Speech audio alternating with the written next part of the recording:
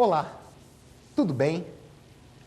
O meu nome é Emerson Malheiro, eu sou advogado, doutorando e mestre em Direito, professor de Direito Internacional e Direitos Humanos. Vamos para mais um programa Prova Final, uma parceria firmada entre a TV Justiça e a Rede LFG. Como vocês já sabem, o programa Prova Final é dividido em 3 blocos. No primeiro bloco, vamos acompanhar o tema do dia, Evolução Histórica dos Direitos Humanos, em que vou apresentar para vocês o desenvolvimento dos interesses fundamentais no decorrer da história, fazendo uma análise da Antiguidade, Idade Média, Idade Moderna e, por fim, dos direitos humanos na Idade Contemporânea. Na sequência, no segundo bloco, acompanharemos o Pergunte ao Professor. Alunos, estudantes, acadêmicos de todo o Brasil elaborarão questões acerca do tema. E, por fim, no último bloco, vamos acompanhar o X da questão. Perguntas extraídas de concursos públicos serão examinadas com a profundidade e pertinência necessárias para a sua cognição. Vamos agora ao tema do dia.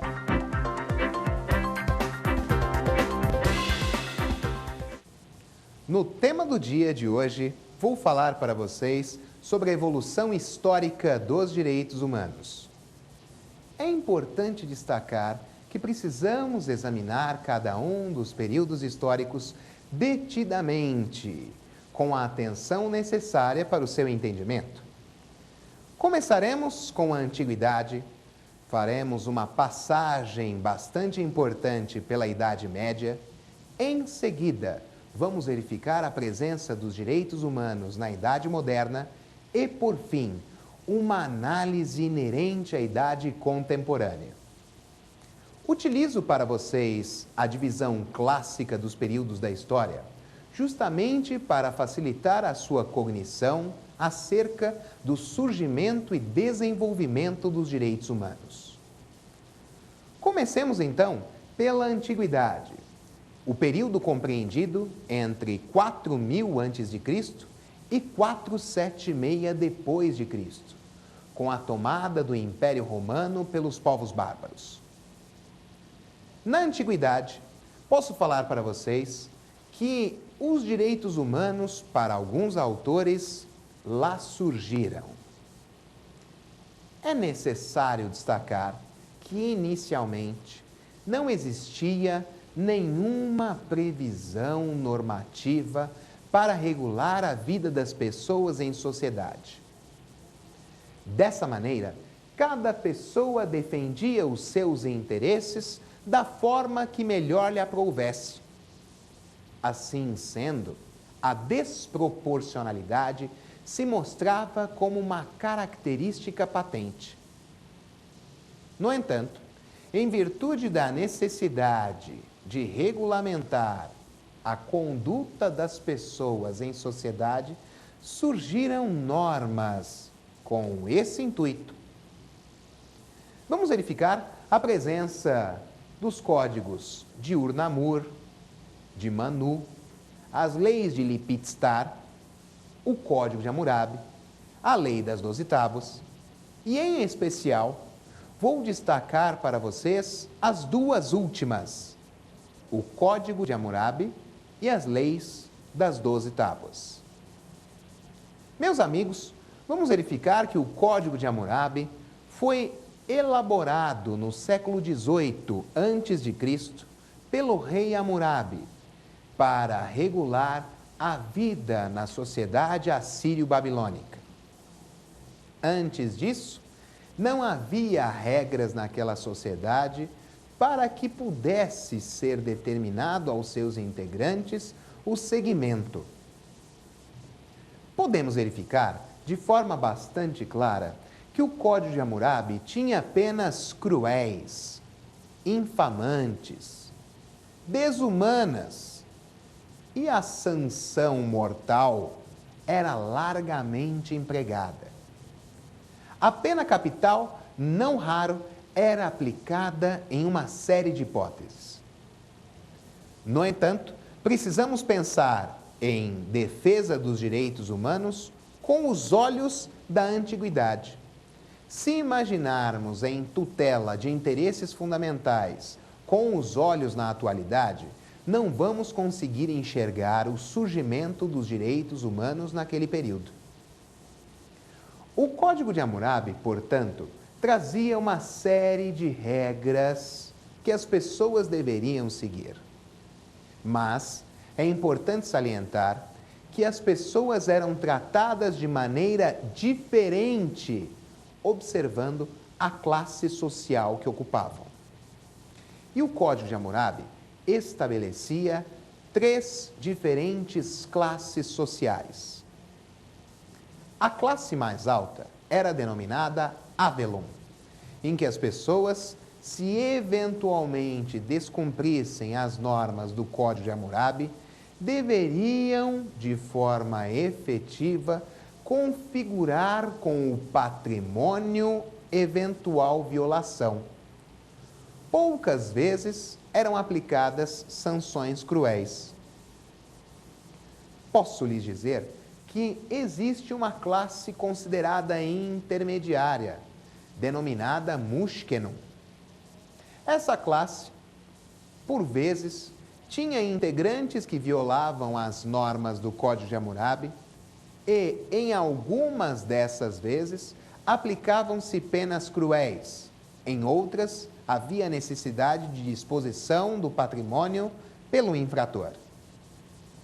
Verificamos uma última classe, aquela considerada mais baixa na sociedade assírio-babilônica, que é a classe Vardum. Era a classe do escravo marcado, que apesar dessa condição, tinha direito à propriedade. Nessa classe mais baixa, as penas cruéis e infamantes de morte eram largamente empregadas. No entanto, preciso dizer para vocês que na antiguidade uma outra regra se mostrou muito importante: as leis das 12 tábuas, ou, como querem alguns, lei das 12 tábuas. De qualquer maneira, temos aí um conjunto de regras que serviu para regular a vida do povo romano. Essas regras são assim configuradas porque era a lei das 12 tábuas composta por 12 peças de madeira que foram colocadas diante do Fórum Romano para que todas as pessoas da sociedade conhecessem do seu conteúdo. É possível afirmar, portanto, que a publicidade das normas ali surgiu. Também a lei das 12 tábuas levou em consideração um princípio de igualdade entre todos os integrantes da sociedade.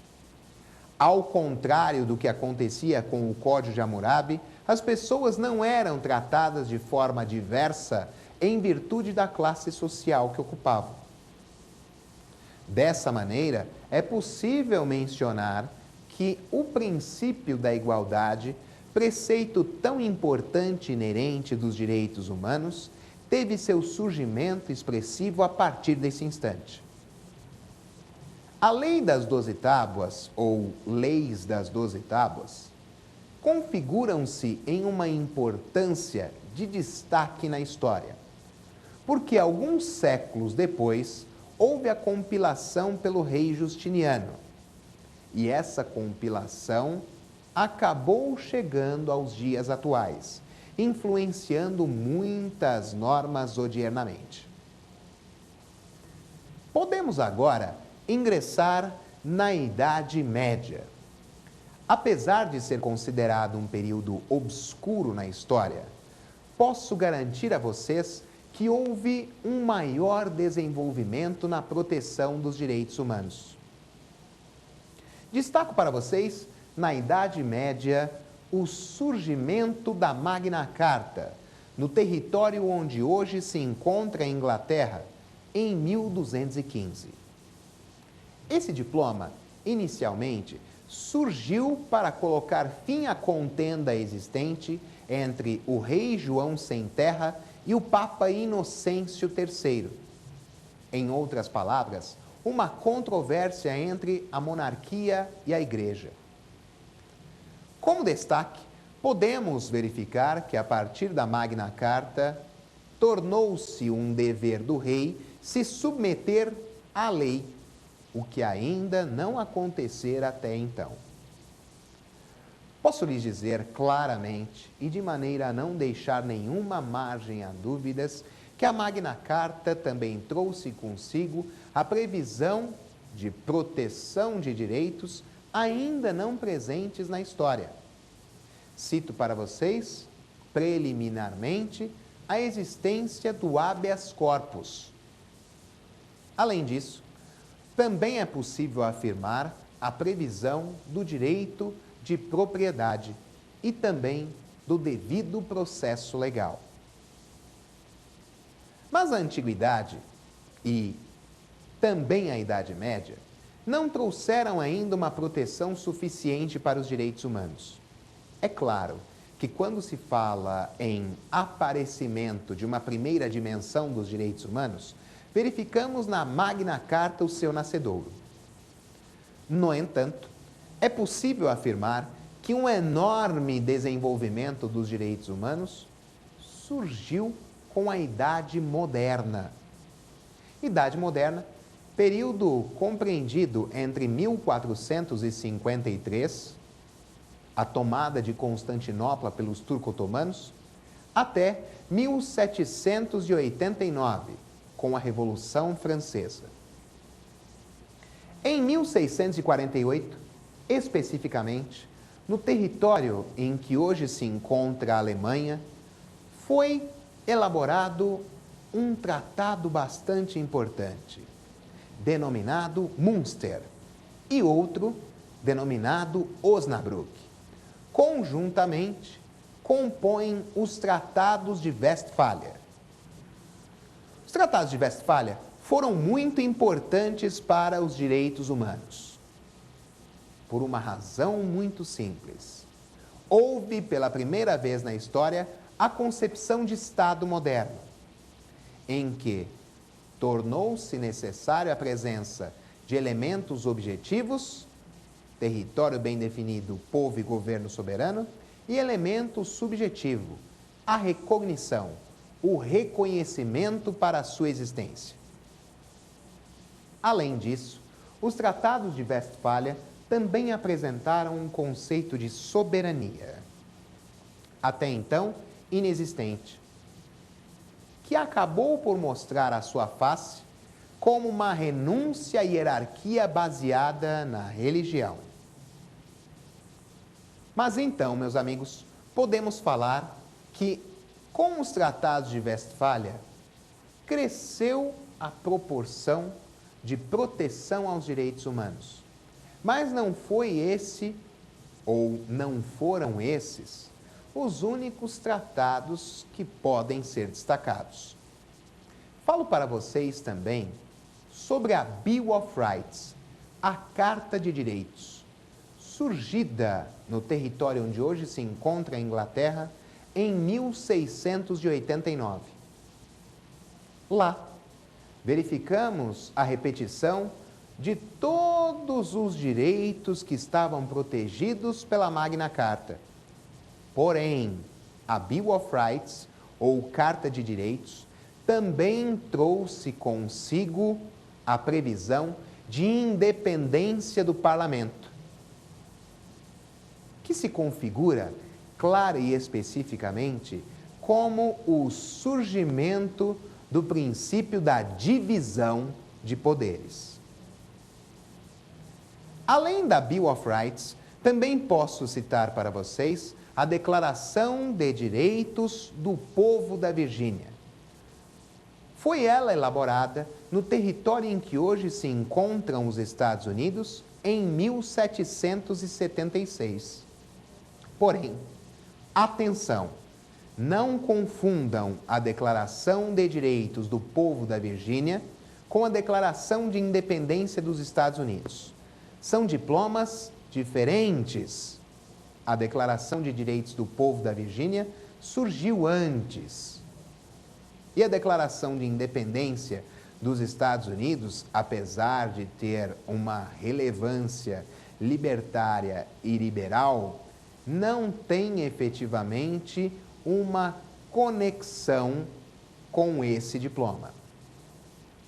De qualquer maneira, meus amigos, podemos verificar que a Declaração de Direitos do Povo da Virgínia foi bastante importante, porque estabeleceu claramente que todo poder emana do povo e em seu nome deve ser exercido.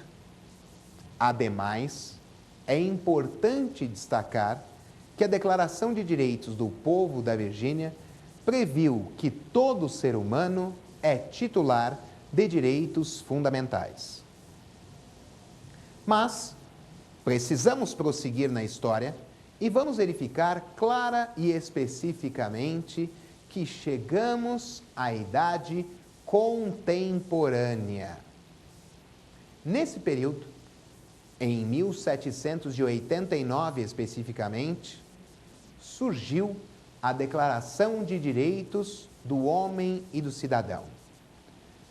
Esse diploma surgiu em França e foi amplamente influenciado pela Revolução Estadunidense e pela própria Declaração de Direitos do Povo da Virgínia. Posso lhes dizer claramente que as previsões ali consignadas eram inéditas, como, por exemplo, a presença de um Estado laico, sem religião oficial, portanto, a previsão específica do princípio da legalidade, da anterioridade, princípio do estado de inocência, que se mostra tão relevante para a tutela dos direitos humanos. Mas, caminhando na história, podemos ir direto agora para o século XX, em que vamos verificar a presença de duas constituições que influenciaram e muito as disposições de direito interno de muitos estados. Falo para vocês agora sobre as constituições mexicana de 1917 e alemã de 1919. São diplomas muito importantes porque eles elegeram e elevaram à mesma condição de direitos fundamentais os interesses trabalhistas e previdenciários, como nenhum outro diploma anteriormente havia feito. Ainda prosseguindo, é necessário destacar que esses diplomas foram elaborados no âmbito da Primeira Grande Guerra Mundial. No caso da Constituição Alemã, especificamente, logo após a assinatura do Tratado de Versalhes, que, se vocês lembram bem, foi aquele acordo internacional que acabou por levar a Alemanha à bancarrota, já que ela foi obrigada a ressarcir todos os estados vencedores da Primeira Grande Guerra. Isso trouxe um enorme prejuízo aos direitos humanos, porque no interior da Alemanha surgiu o ultranacionalismo, capitaneado por um líder, Adolf Hitler. Em 1923, houve um levante, considerado um golpe de Estado, cujo líder era Hitler.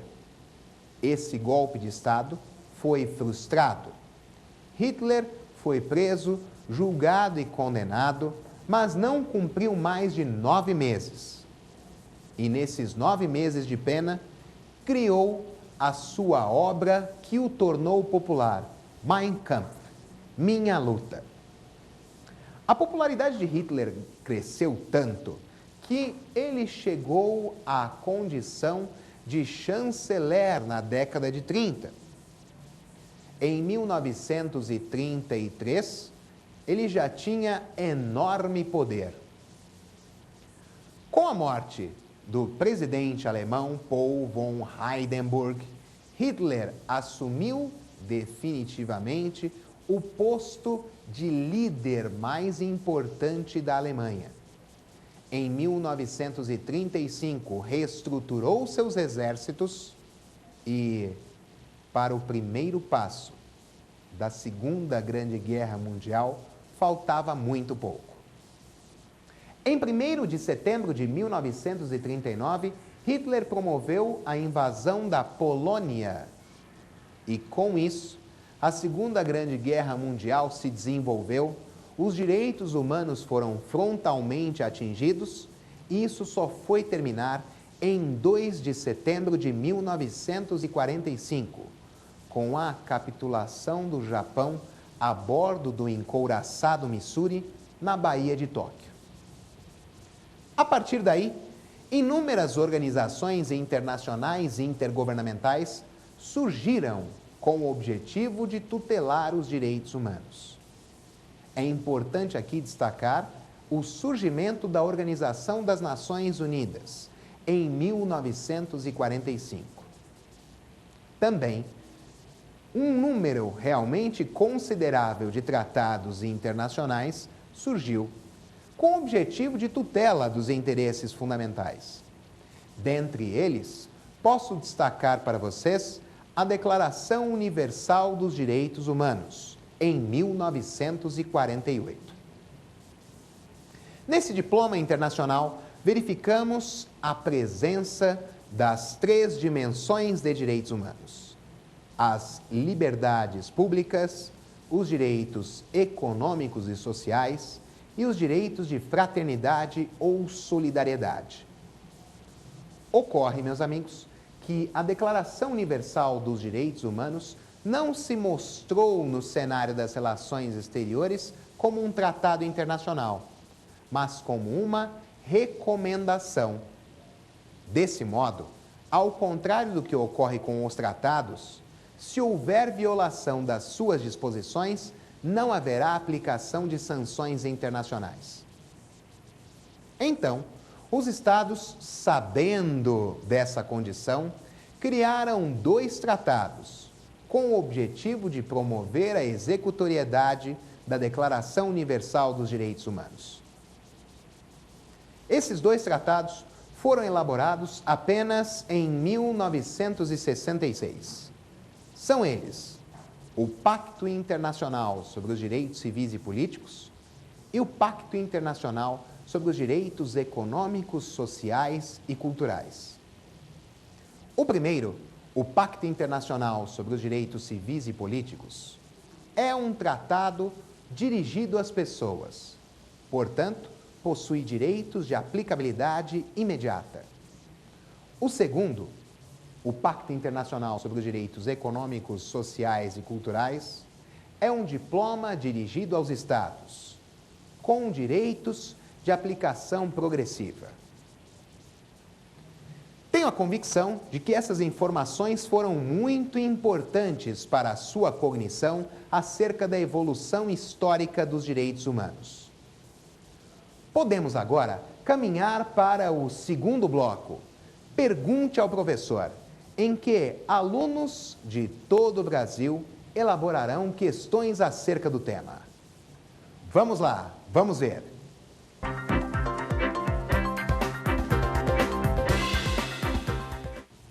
Vamos agora, então, ao Pergunte ao Professor, em que alunos de todo o Brasil elaborarão perguntas acerca do tema.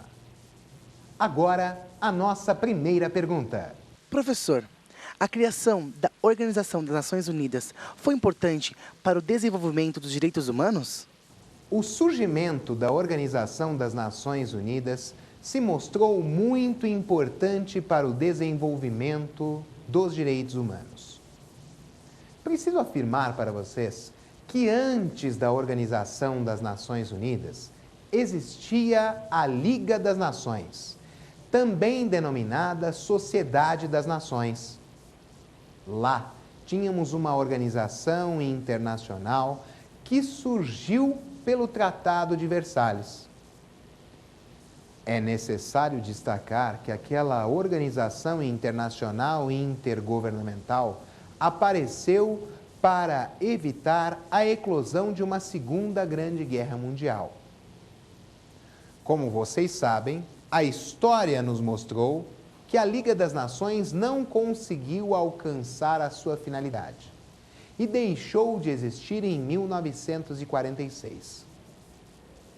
Antes disso, no entanto, em 1945, surgiu a Organização das Nações Unidas, uma importante organização internacional e intergovernamental, que hoje possui, inclusive, um Conselho de Direitos Humanos.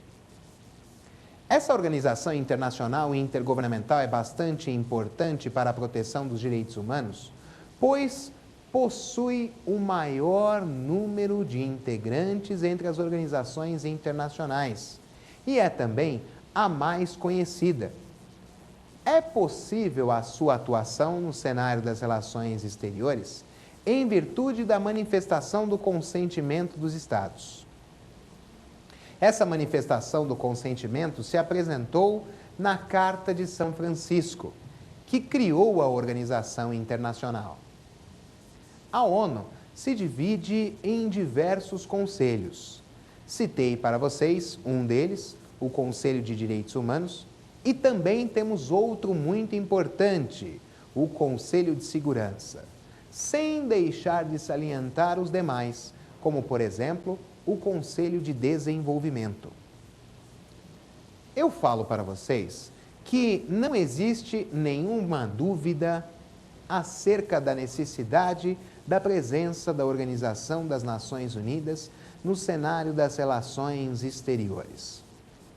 Afinal, se houver violação dos direitos humanos, os Estados autorizaram previamente a atuação da ONU para garantir a segurança mundial. É por isso que existe uma divisão da ONU em conselhos no seu âmbito interno, porque assim cada um deles vai cuidar de assuntos inerentes às suas atribuições. Isso significa dizer que, apesar de considerarmos a paz mundial uma verdadeira utopia, sem essa organização internacional e intergovernamental, possivelmente poderíamos nos encontrar em pior situação. Afinal, se os Estados manifestaram o seu consentimento para a criação de uma organização internacional de cunho mundial, isso significa que vão se submeter às suas regras. Vamos agora à nossa segunda pergunta. Professor, quando ocorreu o movimento de internacionalização dos direitos humanos? O movimento de internacionalização dos direitos humanos ocorreu pós-Segunda Grande Guerra Mundial, com a terceira dimensão dos direitos humanos, os interesses de fraternidade ou solidariedade. É certo, meus amigos, que antes da Segunda Grande Guerra Mundial existiam tratados internacionais para a tutela de interesses fundamentais. No entanto, o movimento de internacionalização configurou-se apenas pós-Segunda Grande Guerra Mundial. É claro que os tratados anteriores para a tutela dos direitos humanos foram muito importantes, como, por exemplo, citei para vocês anteriormente a Declaração de Direitos do Homem e do Cidadão, de 1789. Não obstante todos esses tratados se configurem para a tutela dos direitos humanos, o movimento de internacionalização trouxe ainda mais relevância a esses interesses. Afinal, meus amigos, é importante destacar que os Estados vão submeter o seu território, a sua sociedade, às regras ali consignadas para a tutela dos direitos humanos. É importante lembrar que a Declaração Universal dos Direitos Humanos foi elaborada no âmbito do Conselho de Desenvolvimento da Organização das Nações Unidas e também ingressa como um dos integrantes desse movimento de internacionalização.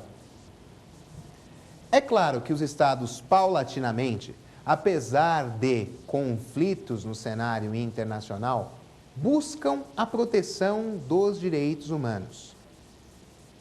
Afinal, não basta apenas o progresso do ser humano, mas é necessário também se pensar no seu desenvolvimento. E, sob esse aspecto, não se pode esquecer daqueles direitos que têm por objetivo a sua preservação. Isso ocorre, meus amigos, porque os interesses fundamentais constituem direitos indispensáveis para a própria condição do ser humano, como, por exemplo, o direito à vida e o direito à liberdade. O movimento de internacionalização nada mais faz senão consignar, positivar regras que estão presentes também no direito natural. Ora, desde que o objetivo seja sempre a preservação do ser humano, bem como a tutela de seus interesses, tais direitos humanos podem ser devidamente consignados também por organizações internacionais e intergovernamentais. E é nesse sentido que verificamos uma maior eficácia, pois um tratado internacional de direitos humanos assinado por uma organização internacional levará em consideração a manifestação do consentimento dos Estados que a integram. Vamos agora à nossa terceira questão. Professor, como é possível falar em proteção dos direitos humanos na antiguidade? Realmente, meus amigos, é bastante complexo pensar-se em direitos humanos na antiguidade. Mas afirmei para vocês anteriormente, de forma inequívoca, de maneira a não deixar margem a dúvidas, que precisamos enxergar a antiguidade com os olhos dos integrantes das sociedades que lá estavam presentes. Afinal, se pensarmos os direitos humanos com a visão atual, vamos considerar que a antiguidade foi um período apenas de atrocidades. É óbvio que em seu início, com a ausência de normas para a tutela dos direitos, isso talvez se mostrasse como verdadeiro. No entanto, com a criação de regras para tutelar os direitos das pessoas, das sociedades, isso acabou por se modificar. Eu citei alguns exemplos de normas para vocês, como o Código de Hammurabi e a Lei das 12 Tábuas, mas outras normas também estavam lá presentes.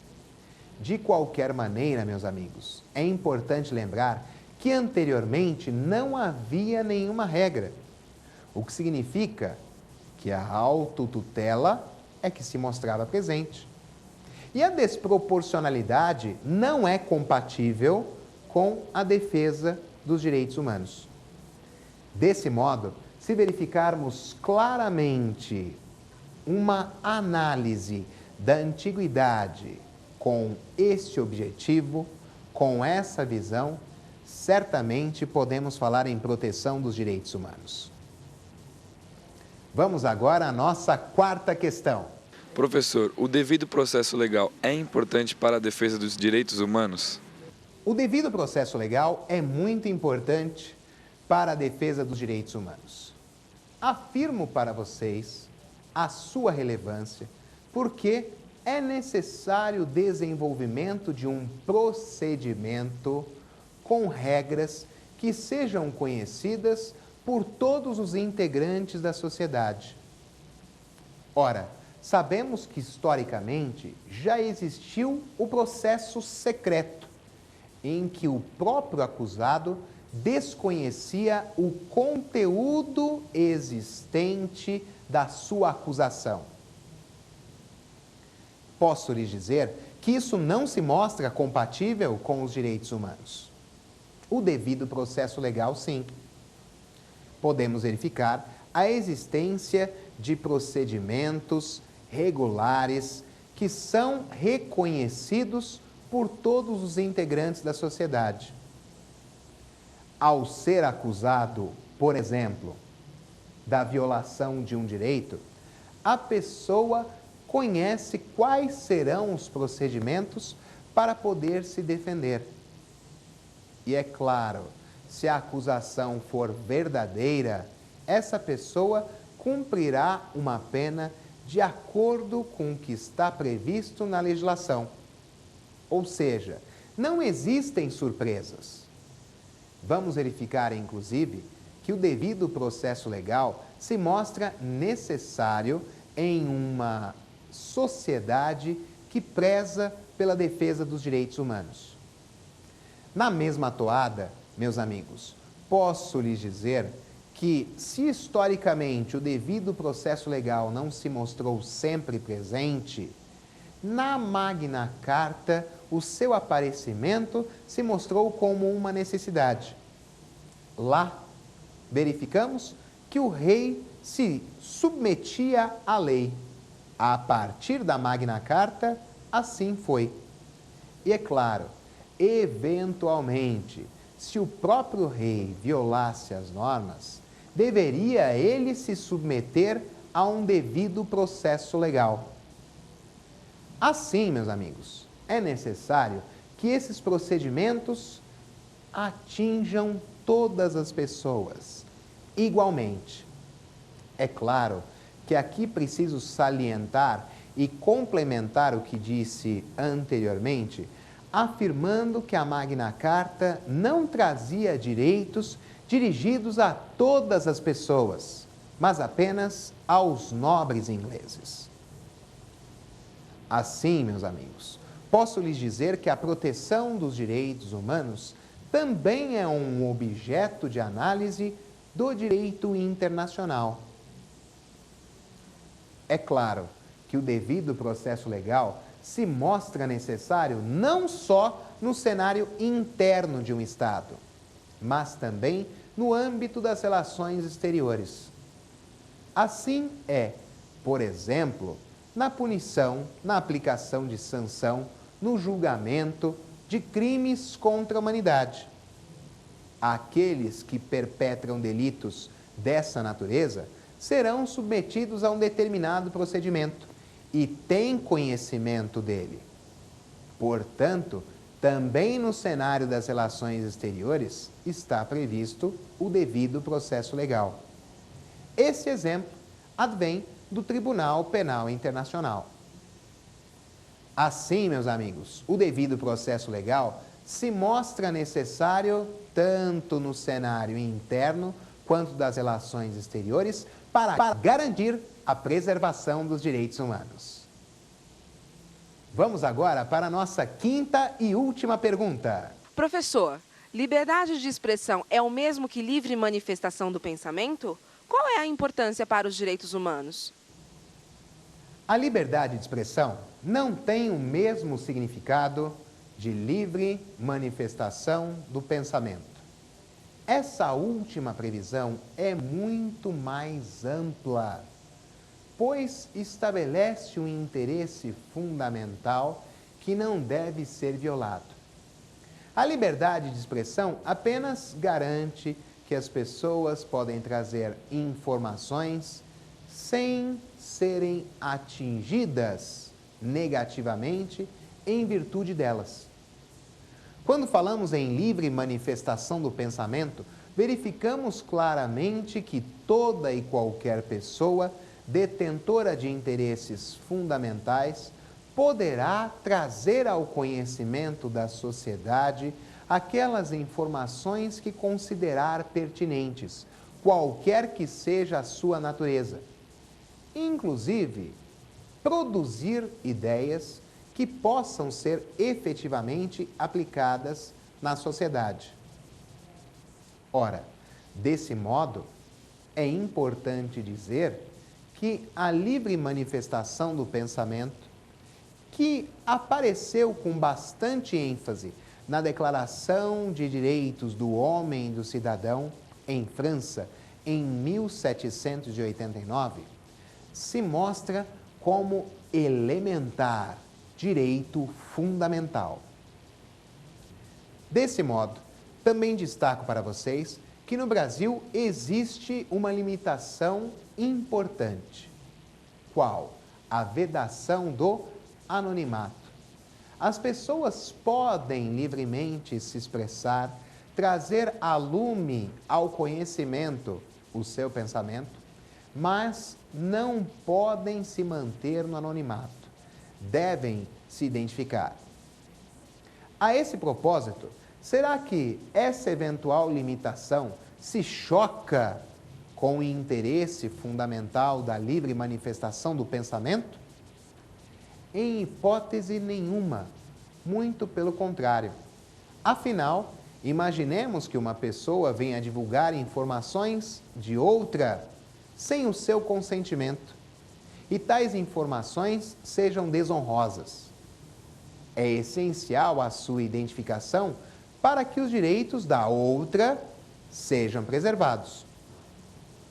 Afinal, preciso lembrar vocês que os direitos humanos atingem todas as pessoas, independentemente de raça, cor, etnia, religião, outras características pessoais ou mesmo de tempo e lugar. Assim, meus amigos, a livre manifestação do pensamento garante às pessoas a tutela de seus interesses fundamentais.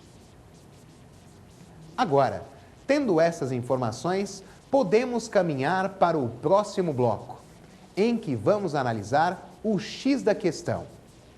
Perguntas de concursos públicos foram extraídas e serão examinadas com a profundidade e a pertinência necessárias para a sua cognição.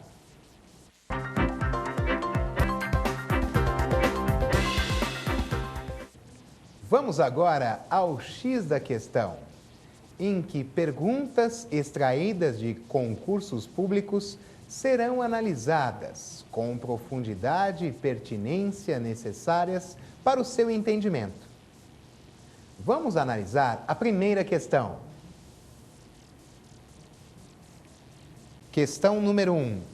Defensoria Pública São Paulo, 2007, FCC.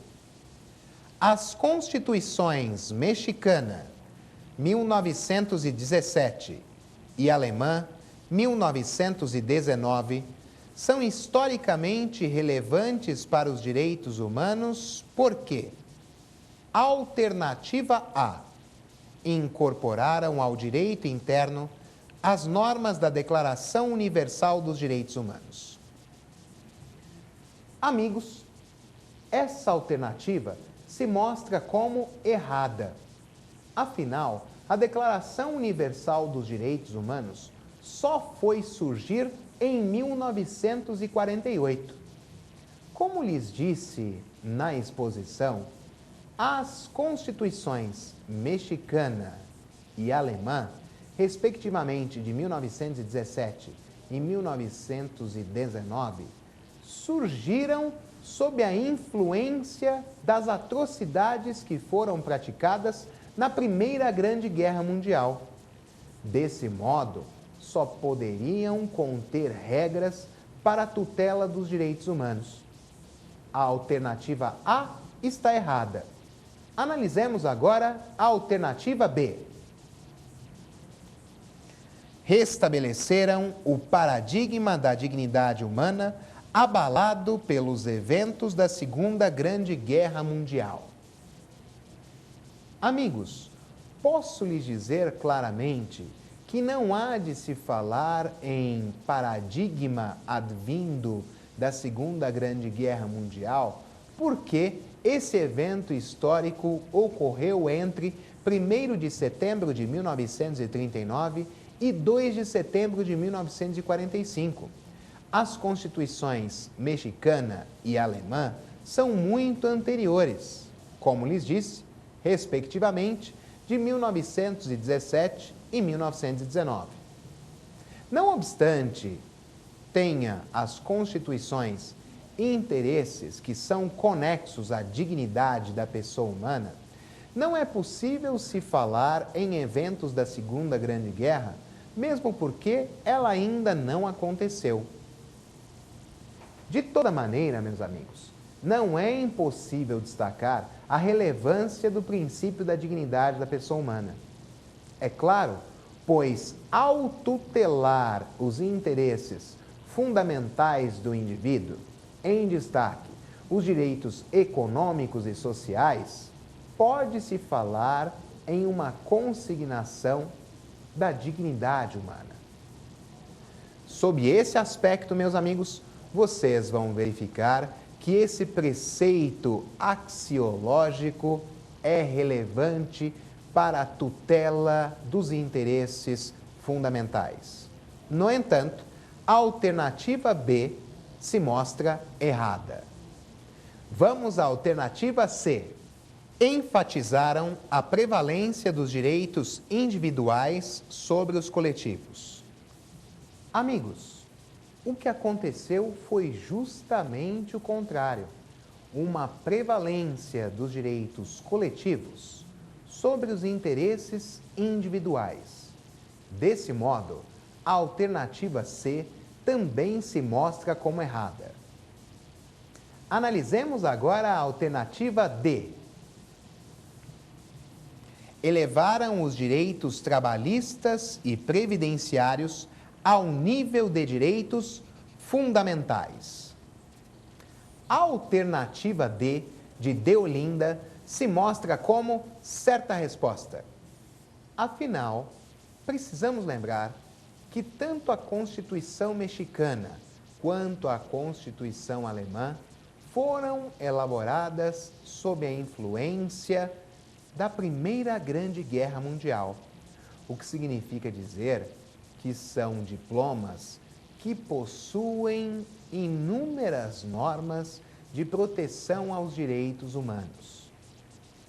No entanto, como se fala especificamente em direitos trabalhistas e previdenciários, precisamos nos lembrar dos direitos humanos de segunda dimensão, que, de acordo com muitos autores, surgiram no século XIX, em que trabalhadores laboravam por muitas horas em razão da Revolução Industrial, 17, 18, 19 horas por dia. E eles realizaram muitos movimentos para a defesa de seus interesses. Assim sendo, a positivação desses direitos apenas foi acontecer nas constituições retromencionadas. Desse modo, posso lhes afirmar que a alternativa D, de Deolinda, se mostra como certa resposta. Analisemos agora a alternativa E. Inspiraram a elaboração da Declaração dos Direitos do Povo Trabalhador e Explorado. Posso lhes dizer, meus amigos, que as constituições mexicana de 1917 e alemã de 1919 não serviram de influência para a criação dessas disposições. Tendo terminada a análise da primeira pergunta, vamos verificar a segunda questão. Questão número 2. Defensoria Pública, Piauí, 2009, CESP. A respeito do desenvolvimento histórico dos direitos humanos e seus marcos fundamentais, assinale a opção correta. Alternativa A. Os direitos fundamentais surgem todos de uma vez, não se originam de processo histórico paulatino. Amigos, a alternativa A se mostra errada. Afinal, passamos todo o programa juntos explicando o desenvolvimento histórico dos direitos humanos, a sua evolução, no decorrer da Antiguidade, da Idade Média, da Idade Moderna e da Idade Contemporânea. A alternativa em análise afirma o contrário, portanto, está errada. Verifiquemos agora a alternativa B. Não há uma correlação entre o surgimento do cristianismo e o respeito à dignidade da pessoa humana. A alternativa B de Bettina se mostra como errado, porque há uma conexão direta entre o surgimento do cristianismo e o respeito ao preceito da dignidade da pessoa humana. Desse modo, devemos afastá-la de pronto. Vamos agora à alternativa C. As gerações de direitos humanos mais recentes substituem as gerações de direitos fundamentais mais antigas. A alternativa C também, meus amigos, se mostra como equivocada. Afinal, quando falamos em gerações de direitos humanos, precisamos lembrar que a delimitação do tema se mostra mais correta se empregada a expressão dimensões de direitos humanos. De qualquer maneira, a dimensão subsequente jamais poderá fazer com que a anterior deixe de existir, pois, quando cuidamos de direitos humanos, existe uma relação de interdependência e indivisibilidade, em que a geração subsequente se utiliza de elementos da geração anterior para a sua constituição, fazendo surgir novos direitos. Essa alternativa também deve ser afastada. Vamos para a alternativa D de Deolinda. A proteção dos direitos humanos, ou melhor, a proteção dos direitos fundamentais, é objeto também do direito internacional. Essa afirmativa se mostra como correta. Afinal, existe uma tutela dos direitos humanos no âmbito interno dos Estados e também no cenário das relações exteriores. No entanto, para que possamos finalizar o programa, analisemos a alternativa E. A ONU é o órgão responsável pela Declaração Universal dos Direitos Humanos e pela Declaração Americana de Direitos Humanos. A afirmativa E de Emerson está errada, pois apesar de ser responsável pela Declaração Universal dos Direitos Humanos, a ONU não tem qualquer ingerência sobre o outro diploma. Tendo analisado essas importantes questões, terminamos mais um programa Prova Final. Envio-lhes um grande abraço, desejo-lhes muito sucesso, contem sempre comigo.